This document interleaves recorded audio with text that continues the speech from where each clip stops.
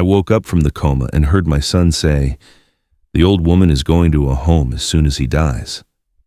I pretended to still be unconscious. The machines kept beeping around me, but I was already wide awake. Every word out of his mouth was like a punch straight to the gut, not to the heart, because that had been broken for a long time. It was a blow to something deeper, to my dignity, to the years of sacrifice, to everything I thought I had built. My son, my own son, the boy I'd carried in my arms when he barely weighed 7 pounds, the same one I taught to ride a bike in the backyard of our house in Weston, the one I took to Disney World 3 times because he loved it so much.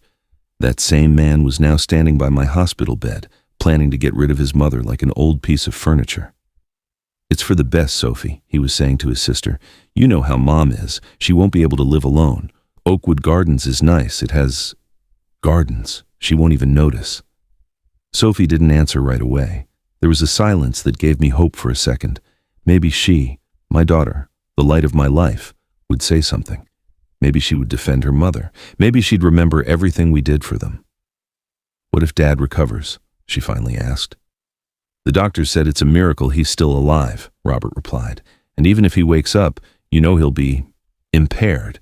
He won't be able to work, won't be able to run anything. It's better if we take control now. I already spoke to the lawyer." And there it was. The truth. They weren't worried about my recovery. They were worried about the money, the properties, the businesses, everything it took me 40 years to build. My name is Matthew Sullivan. I'm 57 years old, though right now I feel 90. 6 days ago, I had a massive stroke during a business meeting. I collapsed right in front of everyone, or so the doctors told me.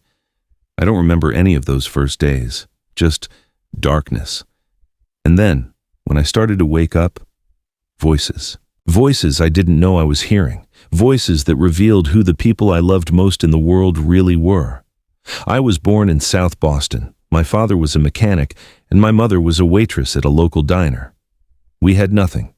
Well, we had love. We had dignity. We had the drive to get ahead. But money, actual money, we didn't have. I was the first in my family to finish high school, the first to go to college. I studied civil engineering at UMass, working days and studying nights. I slept 4 hours, sometimes 3, but I never complained. I knew education was the only way out. I met Elizabeth when I was 23. She worked in the university library. She was beautiful, but not in that artificial way you see so much now. She was really beautiful. She had a smile that lit up any room. And when she smiled at me, I felt like I could conquer the world. We got married 6 months after we met. We didn't have money for a big wedding. We got married at City Hall, with my parents and hers as witnesses. The party was a potluck in her mother's backyard, with cheap beer and a casserole. It was the happiest day of my life. Elizabeth always believed in me. When everyone told me I was crazy for wanting to start my own construction company, she supported me. When we went months without a single contract and had to eat rice and beans every day, she never complained. When I had to pawn her wedding ring to make payroll for my 3 employees, she hugged me and said, "We'll get it back, honey. You'll see." And we did. We got the ring back and so much more. In 10 years, Sullivan Construction went from 3 employees to 120. We built housing developments, office buildings, shopping centers. We became one of the most reliable contractors in the state. The money started coming in. First, a little, then like an avalanche. We bought our first house in Weston when I was 35. 5 bedrooms, a yard, a pool. Elizabeth cried when I gave her the keys. "This is ours," she asked. "All ours," I replied. And that night, we made love like we were still those broke students, dreaming of a better future. Robert was born a year later. Sophie came 2 years after that. They were the happiest years of our lives. I worked a lot, it's true. I often came home late. I missed a lot of school plays and Robert's little league games. But I did it all for them, to give them what I never had, so they wouldn't have to struggle like I did. I gave them everything. The most expensive private schools in the city, language tutors, music lessons, trips to Europe every summer. Robert studied business at Boston College. Sophie studied fashion design in New York. I bought her an apartment in Manhattan so she wouldn't have to have roommates. When Robert graduated, I brought him into the company. I gave him a management position right from the start. I wanted him to learn the business from the inside. I wanted him to take the reins one day, to continue what I had started. But Robert didn't have my hunger. He didn't have my drive. For him, everything had been easy. He never had to worry about money. He never had to stay up at night wondering if he could pay the bills. The money was just there. And when you've never had to fight for something, you don't value it. He started showing up late to meetings, canceling important appointments, signing contracts without reading them. I had to intervene several times to fix his mistakes, but I never came down on him hard. He was my son. I thought he would mature with time, that he'd find his way. Sophie married this New York designer she met, Julian. An elegant guy, well-spoken, good manners. I liked him at first. He seemed serious, responsible. But then I realized he was only interested in my daughter's money. Well, my money, to be honest. When they got married, I bought them a house in Beacon Hill. 3 floors, 6 bedrooms, a gym, a wine cellar. I also gave Sophie a 20% stake in one of my companies so she'd have her own income. I wanted her to be independent, to never have to depend on anyone. But easy money corrupts, and I gave them too much money, too fast. Robert bought a Porsche, then a Bentley. He started hanging out at exclusive clubs, flying to Vegas every month, wasting money on pointless things. I'd try to talk to him, but he'd just say, "I'm enjoying life, Dad. That's what we work for, right?" No, I didn't work for that. I worked to build something solid, to leave a legacy, to make sure my children and grandchildren would never know hardship. But they didn't see it that way. For them, the money was a bottomless tap. Elizabeth saw it. She'd tell me at night when we were alone, "Matthew, you're spoiling them. They don't value anything." And I'd answer, "I'm giving them what I never had. What's wrong with that?" "The problem is they're not learning what really matters," she'd say. And as always, my Elizabeth was right. 2 years ago, I started to notice a change in my kids' attitudes. Small things at first. Robert stopped coming over for Sunday dinner. He used to come every week religiously. It was a family tradition, but suddenly he started canceling. "I have a commitment, Dad. Something came up last minute. Next week for sure." Sophie grew distant too. She didn't call me like she used to. She used to call 3 or 4 times a week just to chat, to tell me about her day, to ask for advice. But those calls became less and less frequent. And when we did talk, there was always a hurry in her voice, like she was checking off a box. "They're busy," Elizabeth would say, trying to comfort me. "They have their own families, their own lives. It's normal." But I knew it wasn't normal. A busy kid is one thing. A kid who avoids you is something else entirely. Then came the requests for money.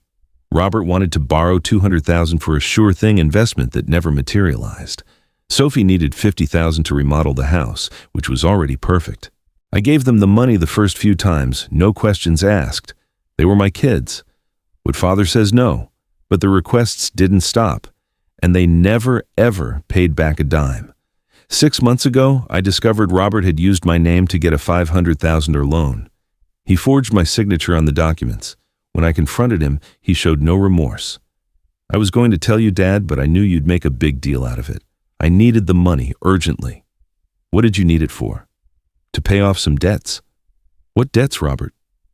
He didn't answer. He just looked at me with those cold eyes I didn't recognize anymore. When had my son become this stranger? Elizabeth was devastated. She would cry at night. "What did we do wrong, Matthew? Where did we lose our kids?" I had no answer for her. I could only hold her and feel the same pain she felt, the pain of a parent who gives everything and gets indifference in return. Then came the event, the stroke. I was in a meeting with Japanese investors. We were closing a major deal. Suddenly, I felt a sharp pain in my head, like someone had driven an ice pick into my skull.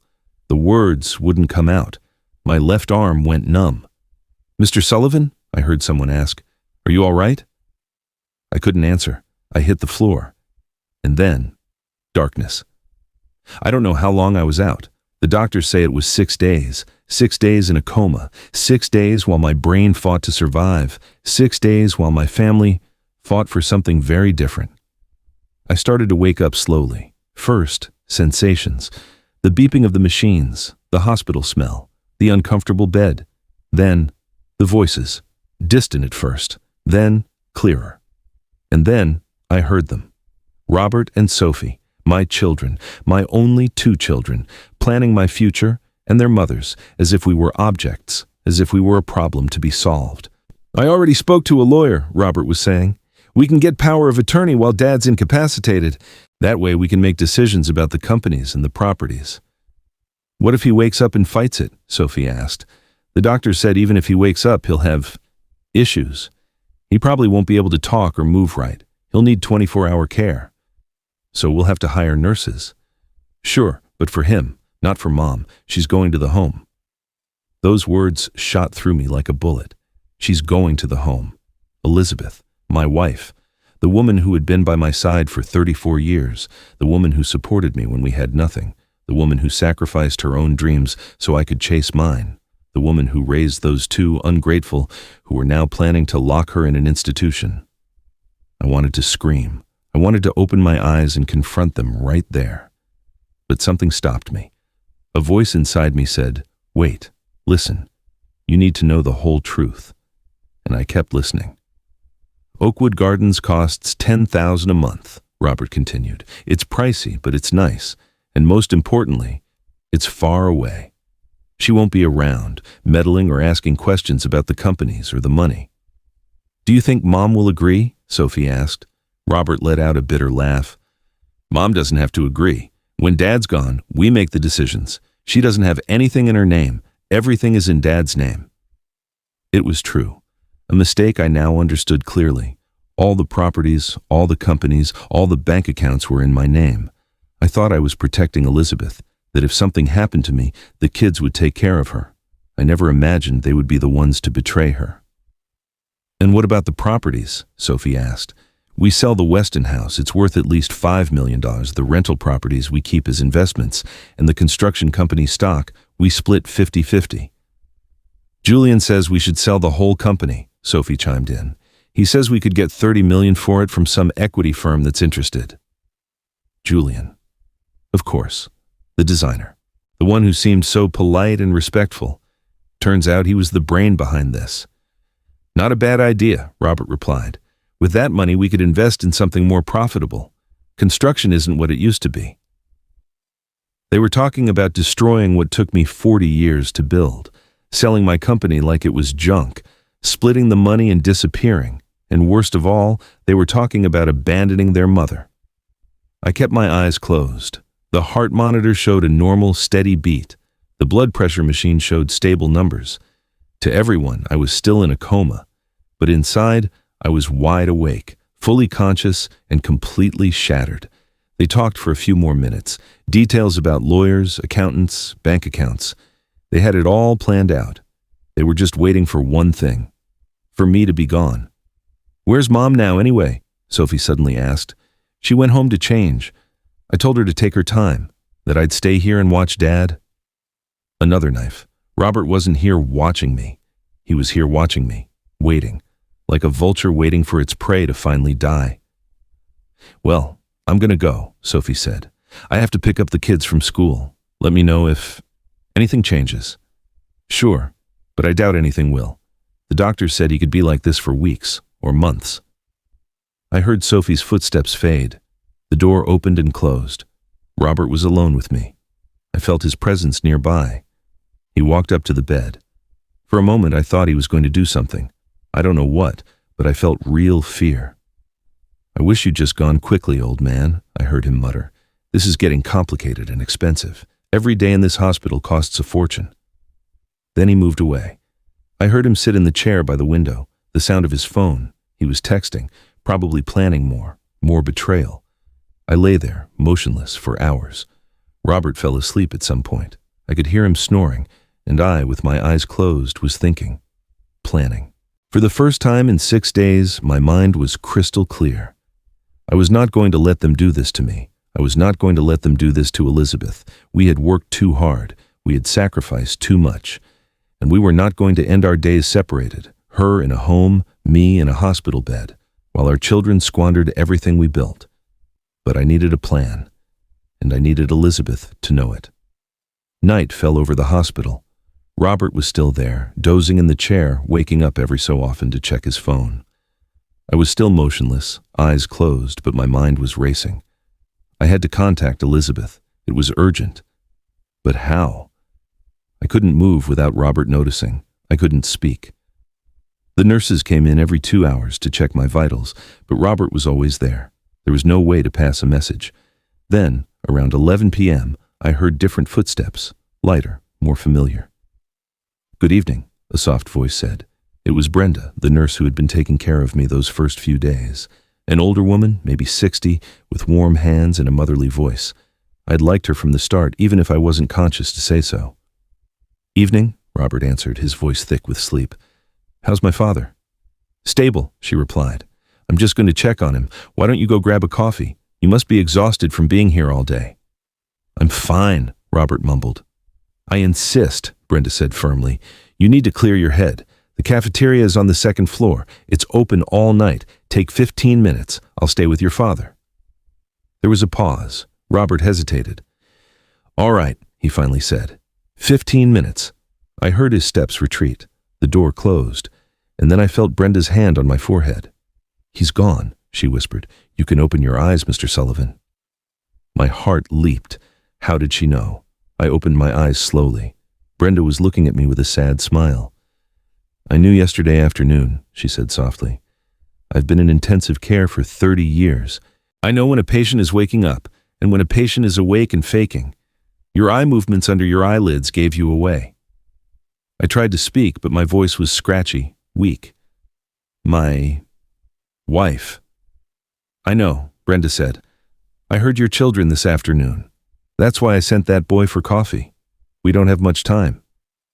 "Need to talk to Elizabeth," I managed to say. Brenda pulled her cell phone from her pocket. "What's her number?" I told her. It was hard to get the numbers out, but I did. She dialed and put the phone on a low speaker. 3 rings, 4, 5. "Hello?" Elizabeth's voice, tired, broken. "Mrs. Sullivan?" Brenda asked. "This is Brenda, your husband's nurse. I need you to come to the hospital, immediately, and I need you to come alone. It's urgent, very urgent." "What happened? Is Matthew?" "Your husband is fine," Brenda said, looking at me.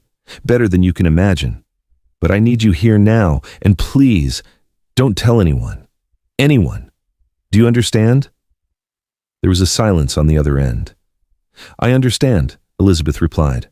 Her voice had changed. She'd caught something in Brenda's tone. "I'm on my way. 20 minutes. Brenda hung up. "Your son will be back any minute. You have to keep pretending. Can you do that?" I nodded. "Good. When your wife gets here, I'll let her in. Your son will probably be here, but I'll make up something to get him out of the room for a few minutes. Use that time." "Thank you," I whispered. She squeezed my hand. "I've seen a lot of ugly things in this hospital, Mr. Sullivan. Families fighting over inheritances while the patient is still breathing, children abandoning their parents. But what I heard today, that was especially cruel. You and your wife don't deserve that." I closed my eyes just as the door opened. Robert was back. "How is he?" he asked. "The same," Brenda replied professionally. "No changes, but his vitals are good. His body is responding well to the treatment. How much longer do you think he'll be like this? It's impossible to know. He could wake up tomorrow, or it could be weeks." Robert sighed, a sigh of frustration, not concern. That much was clear. Brenda finished her checks and left. The next 20 minutes were the longest of my life. I listened to Robert tapping on his phone, mumbling under his breath, probably more planning with Julian or Sophie. Then I heard voices outside. One of them was Elizabeth. "Good evening. I'm here to see my husband." The door opened. Elizabeth came in. I could smell her perfume, the same one she'd worn since I met her, lavender and vanilla, the smell of my home. "Mom," Robert said, surprised. "What are you doing here so late?" "I couldn't sleep," she said. "I needed to see him." She walked to my bed. I felt her hand take mine. It was trembling. "Has there been any change?" she asked. "No," Robert said. "Still the same." Just then, Brenda came in again. "Excuse me," she said. "Mr. Sullivan? Robert? Could you come with me for a moment? I need you to sign some forms at the nurse's station. It's about the insurance and the treatment costs." "Can't it wait until morning?" I'm afraid not. There are administrative procedures that have to be settled tonight. It won't take more than 5 minutes. Robert stood up, annoyed. Fine, I'll be right back, Mom. He left with Brenda. The door closed. I opened my eyes immediately.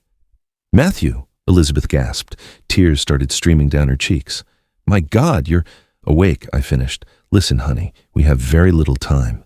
I need you to listen to me carefully. She looked scared, confused, but she nodded. I heard them, I said. Robert and Sophie, I heard everything. I know what they're planning to do with you. The home, selling everything, all of it. Elizabeth put her hand to her mouth. I knew something was wrong, but I thought, no time for that now, I interrupted. I need you to do exactly what I tell you. Do you hear me? Exactly. She nodded, wiping her tears.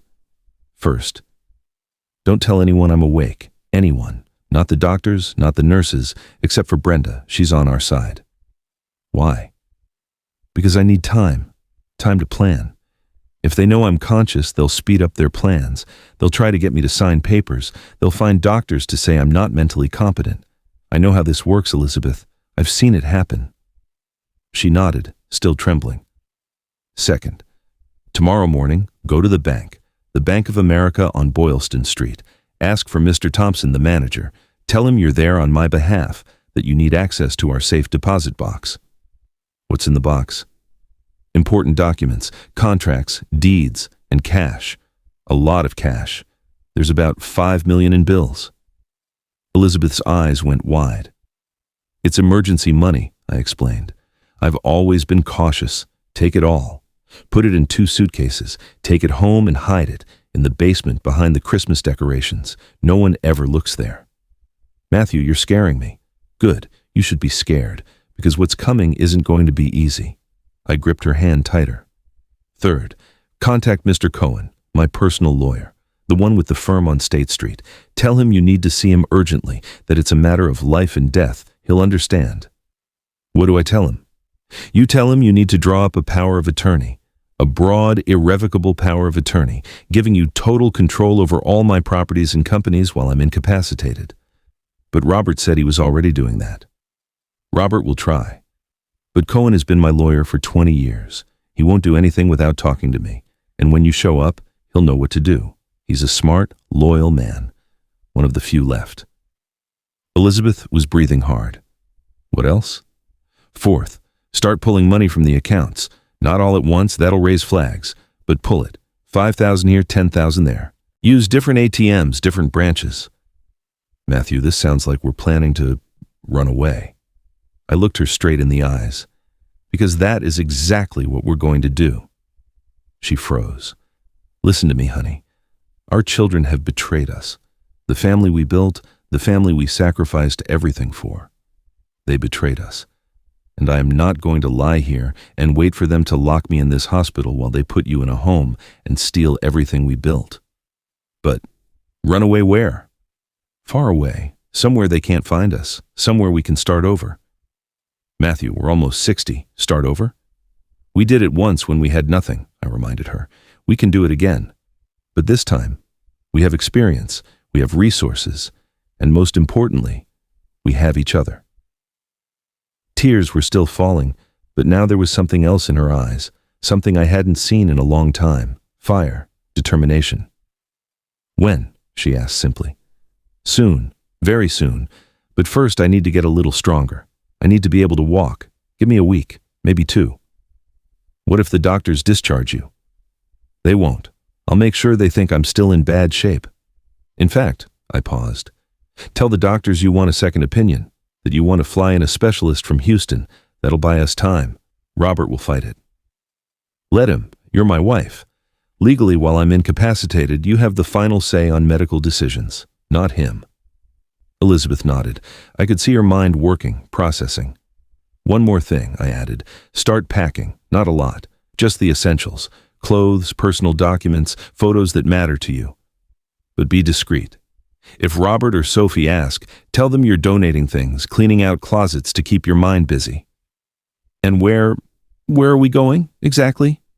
I don't know yet, but I've been thinking, maybe Costa Rica. Somewhere we can have a good quality of life. where the money lasts and where we have privacy, where nobody knows us, where we can just be Matthew and Elizabeth again. She smiled through her tears. It's been a long time since we were just Matthew and Elizabeth. I know, and that was part of the problem. We became Robert and Sophie's parents, the providers, the personal bank. We forgot to be us. We heard footsteps outside. Robert was coming back. "Close your eyes," Elizabeth whispered. I closed them just as the door opened. "Everything okay, Mom?" Robert asked. "Yes," she replied. Her voice was firm now, controlled. "I was just talking to him. They say patients in comas can hear, that it helps." "That's nice," Robert said, but his tone was empty. No warmth, nothing. "I'm going to go," Elizabeth said. "I need to rest." "Sure, Mom. Drive safe."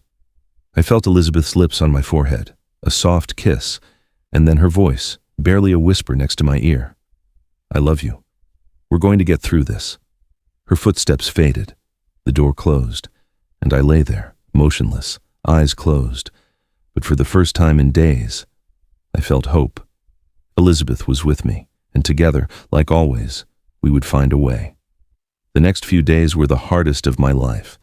I had to stay completely still for hours on end, pretend to be unconscious when the doctors checked me, listen to Robert and Sophie discuss my future as if I were already gone. But they were also days of reawakening, of remembering who I was before I was the provider, the successful businessman, the doting father. Elizabeth came twice a day. She always made sure Robert or Sophie wasn't there. Brenda helped, making up excuses to get my kids out of the room. In those brief moments, Elizabeth updated me. She'd gone to the bank. She'd cleared out the safe deposit box. She'd spoken to Mr. Cohen. Everything was in motion. "Robert went to see Cohen yesterday," she whispered one afternoon. "He demanded he draw up the power of attorney in his name. Cohen told him he needed to speak with you first, standard procedure." Robert got furious. "What did Cohen do?" "Told him without your explicit consent his hands were tied, that it was his ethical duty. Robert threatened to report him to the bar." "Cohen's smarter than that," I said. "He knows how to handle him." "There's something else," Elizabeth added. "Robert hired a private investigator." My heart sped up.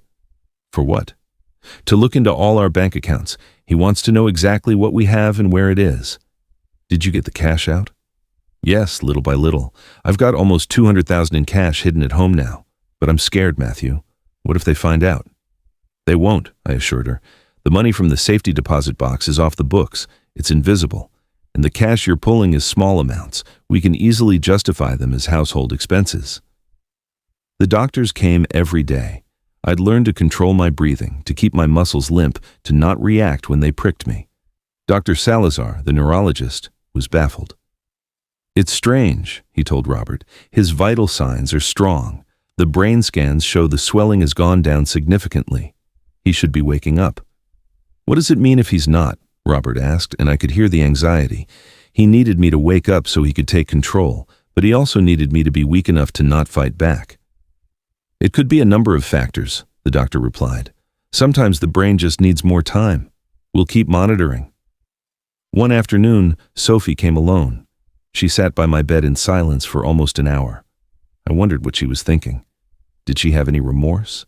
Any doubts? Then she spoke, softly, as if to herself. "I don't know if you can hear me, Dad. They say people in comas can hear. I don't know. Robert says we should sell everything, that it's the best option. Julian agrees. They say it's how we secure our future, your grandkids' future." "My grandkids? The ones they barely let me see because they were always so busy?" "I'm just not sure," she continued. "It's your company, your life's work. It feels wrong to just sell it off. But Robert says you'd understand, that you always just wanted us to be okay." She paused. "And about Mom." Her voice cracked. "I don't want her to go to a home. I really don't. But Robert says it's for the best, that we can't take care of her, that she'll be better off there with professionals." So, Sophie had doubts, but not enough to do anything, not enough to stand up for me or her mother. "I miss you, Dad," she said finally. "I wish you'd just wake up and tell me what to do. You always knew what to do." She left. and I lay there, heartbroken. Sophie wasn't evil. She was weak. She had let Robert and Julian take control. She had given up her will in exchange for not having to make hard decisions. But weakness or evil, the result was the same. She was willing to abandon her mother. And that's all that mattered. That night, I told Elizabeth about Sophie's visit. "Maybe we could talk to her," Elizabeth suggested. "Maybe if she knows you're awake." "No," I cut her off. "It's too risky. We don't know whose side she's really on. If she tells Robert..." "But she's our daughter, Matthew." "She was our daughter," I corrected bitterly. "Now, I don't know what she is." Elizabeth was silent. She knew I was right. "Did you get the passports?" I asked. "Yes. Hidden with the money and the tickets?" "Not yet. You said to wait." "Good. I think I'm almost ready. I can move my toes. My legs respond. Tomorrow I'm going to try moving my arms when no one's watching. If all goes well, we can be out of here in a week." "Where exactly?" "I've been thinking. Costa Rica, a small town in the Central Valley. Good expat community, reasonable cost of living, great health care, and most importantly, nobody knows us. We can start completely over." "And the money? We can't carry $5 million in cash on a plane." "We won't. We'll take enough for the first few months. The rest, we'll transfer it little by little through different banks to accounts I'll open there. It'll take time, but we'll do it right. No flags." Elizabeth nodded. "Mr. Cohen gave me some documents yesterday. He said they were important, for you to read when you could." "What are they?" "I don't know. They're sealed." "Bring them tomorrow." The next day, when Brenda got Robert out of the room, a problem with the hospital bill, Elizabeth gave me the envelope. I opened it. Inside were legal documents and a handwritten letter from Cohen. "Mr. Sullivan, if you're reading this, it means Mrs. Sullivan trusted me. I want you to know I'm on your side. I've seen many family betrayals in my career, but what your children are attempting is particularly vile. The attached documents are certified copies of all your deeds and corporate charters. I've also included a full power of attorney giving Mrs. Sullivan total control, dated 3 months ago before your incident. It's completely legal and valid. If Robert tries anything, this document stops him cold. I've also taken the liberty of temporarily freezing several corporate accounts, citing accounting irregularities. This buys you time. Use it wisely. If you need to disappear, as I suspect you're planning, know you have my full discretion. I've included contact information for reliable people in Central America who can help you get established. Take care, Mr. Sullivan, and take care of Mrs. Sullivan. You deserve peace. Respectfully, David Cohen." I looked at Elizabeth. She had tears in her eyes. "There are still good people in the world," she whispered. "Yes," I said, "and we're going to need all the help we can get." 5 more days passed. 5 days of me perfecting my act. 5 days of Elizabeth preparing our escape. And 5 days of Robert and Sophie getting more impatient. "I don't understand why he isn't waking up," I heard Robert snap at Dr. Salazar. "It's been almost 2 weeks." "Every patient is different, Mr. Sullivan," the doctor said patiently. "I've seen patients wake up after months." "Months?" Robert's voice was alarmed. "You're saying he could be like this for months?" "It's a possibility, or he could wake up tomorrow. It's impossible to predict."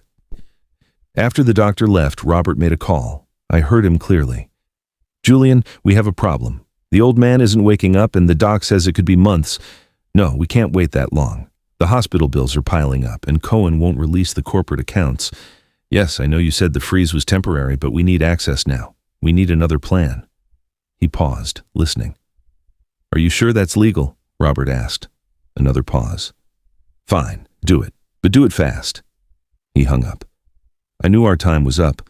Whatever Julian was planning, we had to move. That night when Elizabeth came, I told her about the call. "They're planning to have me declared mentally incompetent," I said. "That's the only way they can override the POA Cohen gave you." "Can they do that?"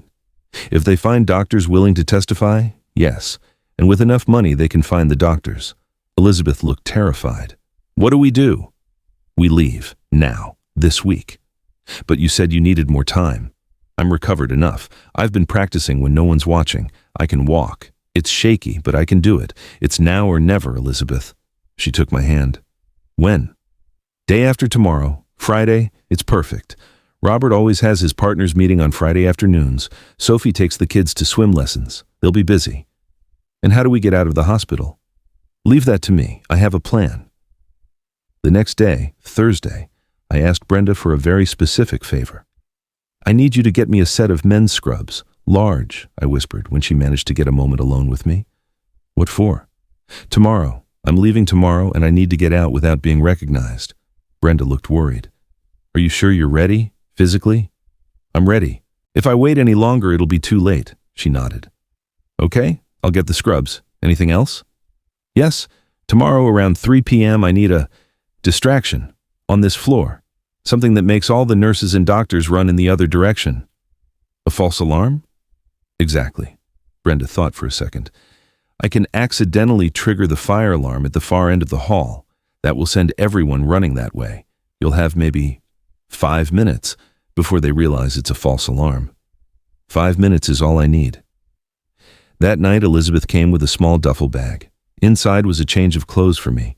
Jeans, a shirt, sneakers, nothing flashy. The tickets are bought, she whispered. We fly out tomorrow at 8 p.m. from Logan, direct to Houston, then a connection to San Jose. Did you use your credit card? No. Paid cash at a travel agency, just like you said. Good. And the money?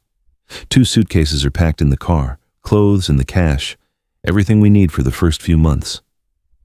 What did you tell Robert and Sophie? That I was spending the day with my sister in the Berkshires, that I needed to clear my head. Robert didn't even ask questions. Sophie just told me to have fun. Elizabeth's voice cracked. I held her as best I could from the bed. I know, honey. I know it's hard. But this is what we have to do. I still can't believe we're running away from our own children. We're not running from them, I said. We're saving ourselves from them. There's a difference. She wiped her tears. Are you sure you can walk to the parking garage? I'll walk wherever I have to. I've been practicing. Last night when Robert was asleep, I got out of bed. I walked the room. My legs are sore, but they work. What if something goes wrong? Nothing will go wrong. Trust me, Elizabeth. One last time. Trust me. She kissed me. A long, deep kiss. A kiss that tasted like goodbye. Goodbye to this life. Goodbye to this city. Goodbye to the family that had broken itself. I love you, she whispered. I've always loved you, since that first day in the library. And I love you. You're the only real thing in my life. The only thing worth saving. Friday. The day had come. Robert arrived early, sat in his chair, scrolling through his phone. At 11 a.m., Sophie came in. Any change? She asked. None, Robert said, frustrated. Still like a rock. The doctor said we need to be patient. I'm done with patience, Sophie. Julian spoke to a new lawyer yesterday. We can start the process to have him declared incompetent. Is Mom okay with that? We're not asking Mom. She's too emotional right now. She can't make objective decisions. Sophie was quiet. Look, Robert continued, I know this is hard, but we have to think about the future, our families, the kids. Dad built all this for us, right? Well, now it's our turn to manage it. I guess you're right, Sophie said, but her voice was small. At 1 p.m., Robert left for his meeting. Sophie stayed a little longer, but by 2 p.m., she left to get her kids. I'll be back later, Dad, she said. I love you. Did she? Love isn't just words. It's actions. And her actions spoke of something else entirely. At 2:55 p.m., Brenda came in. She was carrying a plastic bag. Here are the scrubs, she whispered, and take this. She handed me a baseball cap and a pair of sunglasses. To hide from the security cameras. You're an angel, Brenda. I just hope you know what you're doing, Mr. Sullivan. This is a huge risk. I know, but sometimes you have to risk everything to save what matters, she nodded. At 3 p.m. sharp, I'll trigger the alarm. When you hear it, move fast. Take the emergency stairs, not the elevator. They'll take you straight to the basement garage. Your wife said she'll be in a gray Honda CR-V near the exit. Thank you, Brenda, for everything. Take care of yourselves. She squeezed my hand one last time and left. I was alone. My heart was hammering. The machines beeped steadily. I looked at the clock. 2:57 p.m. I carefully peeled the sensors off my chest. The heart monitor flatlined and started to shriek, but I hit the silence button quickly. I sat up. My legs trembled, but they held. 2:58 p.m. I stood up. The room spun for a second, but I grabbed the bed rail, breathed deep. I could do this. 2:59 p.m. I ripped open the bag, got out of the hospital gown and into the scrubs. They were baggy, but they worked. I put on the cap and the sunglasses. 3:00 p.m. The fire alarm exploded in the hallway, and deafening siren, shouts, running footsteps. It was time. I opened my door. The hallway was chaos, nurses running, doctors yelling, patients peering out. No one even looked at me. I was just another scrub-clad body in the panic. I walked to the emergency stairwell. Every step was an effort. My legs were weak, but I kept going. I hit the stairwell door, opened it. The alarm was muffled here. I started down, floor by floor. My legs were screaming. 5th floor, 4th, 3rd. On the 2nd floor, I heard voices from above. "False alarm! It's a false alarm! Everyone back to your stations!" I sped up. I had to get out before they noticed I was gone. 1st floor, ground, basement, the garage door. I pushed it open. The cool, damp air hit my face, the smell of gasoline and concrete. I looked around. Where was she? Then I saw it. The gray Honda CR-V parked by the exit. The lights flashed twice. It was her. I walked as fast as I could. Every step was agony, but I was so close. The passenger door opened. Elizabeth was there, tears streaming. "Matthew, oh my God, you made it." I got in, shut the door. She hit the gas. "Did anyone see you?" she asked, pulling out of the garage. "I don't think so." We passed the security booth. The guard was on his phone, distracted by the alarm. And then we were on the street. Free. Elizabeth drove in silence for several minutes, her hands shaking on the wheel.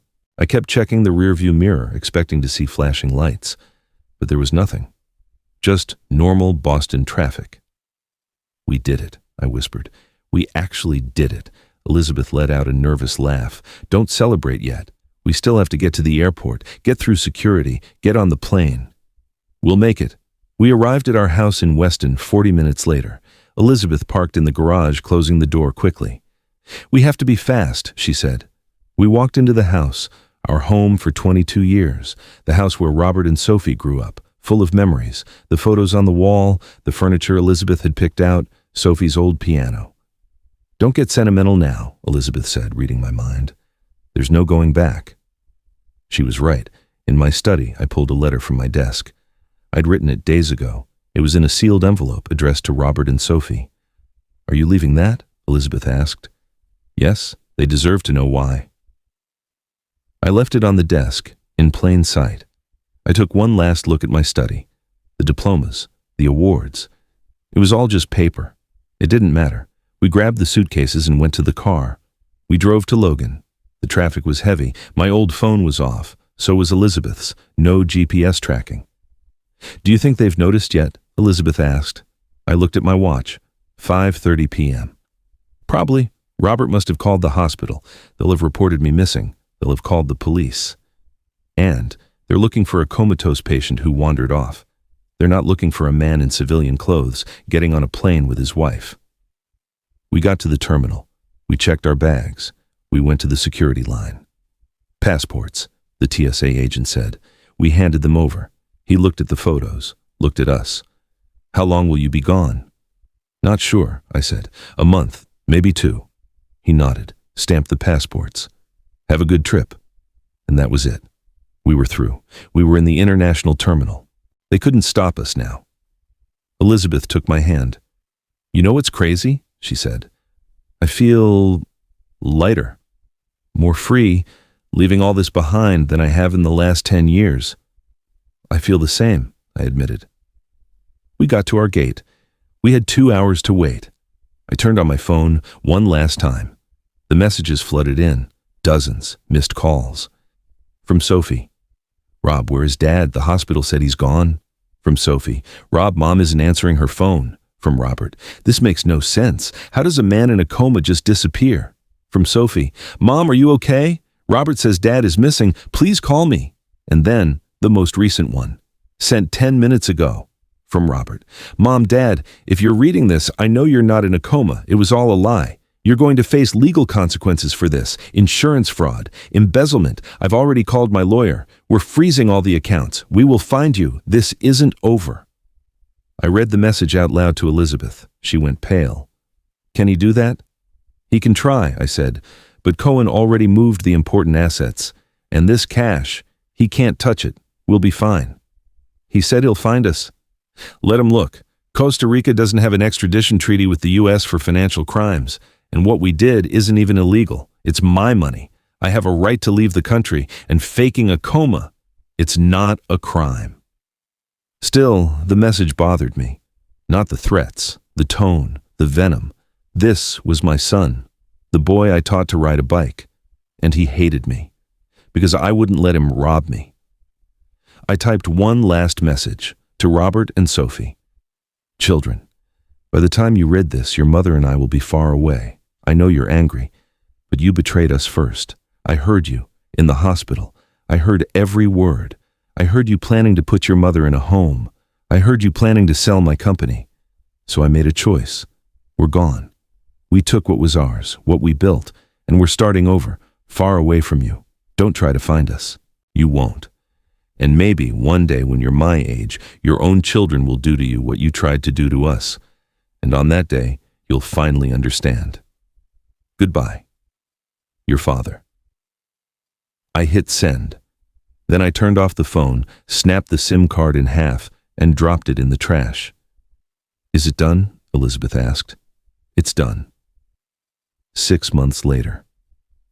I'm sitting on the terrace of our small apartment in a town near San Jose, watching the morning light hit the green hills of the Central Valley. Elizabeth is in the kitchen, making gallo pinto, a local dish she's learned to perfect. The smell of coffee and cilantro fills the air. Our life here is simple, radically simple. 2 bedrooms, a small living room, a cozy kitchen, no pool, no sprawling yard, no housekeeping staff. And it's perfect. Every morning we walk through the town. We get coffee at a small soda where the owners know us by name. "Buenos dias, Mateo. Buenos dias, Isabel." We sit and watch the world go by. No hurry, no stress. The money we brought has been enough. Mr. Cohen managed to transfer a considerable portion of my assets to international accounts before Robert could lock everything down. We're not rich here, not like we were, but we have enough.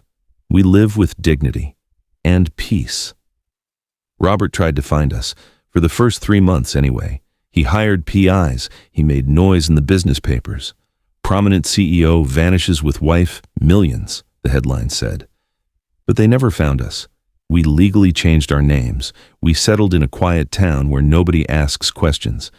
We became, finally, just Matthew and Elizabeth. Sophie wrote me a letter 2 months ago. Cohen got it to me, safely. "Dad," it said, "I know I don't deserve to be heard. I know I failed you, and Mom, in the worst way possible. Robert and I sold the company. We split the money. I put Mom in the home, just like we planned, right before I found out you were both gone. Julian and I are divorced. Turns out he was only interested in the money. When he found out you'd left with most of the liquid assets, he left me. Robert lost all his money in bad investments. He asks me for money now, and I keep giving it to him. Dad, if you're reading this, forgive me. Not for the money. The money doesn't matter. Forgive me for not defending you, for not defending Mom, for being so blind, so weak, so stupid. I don't ask you to come back. I just ask you to know that I live with this regret every single day. I love you, your daughter, Sophie." I cried when I read it. I cried for the daughter I lost, for the family that broke. But I didn't write back, and I'm not going to. Some things, once broken, can't be fixed.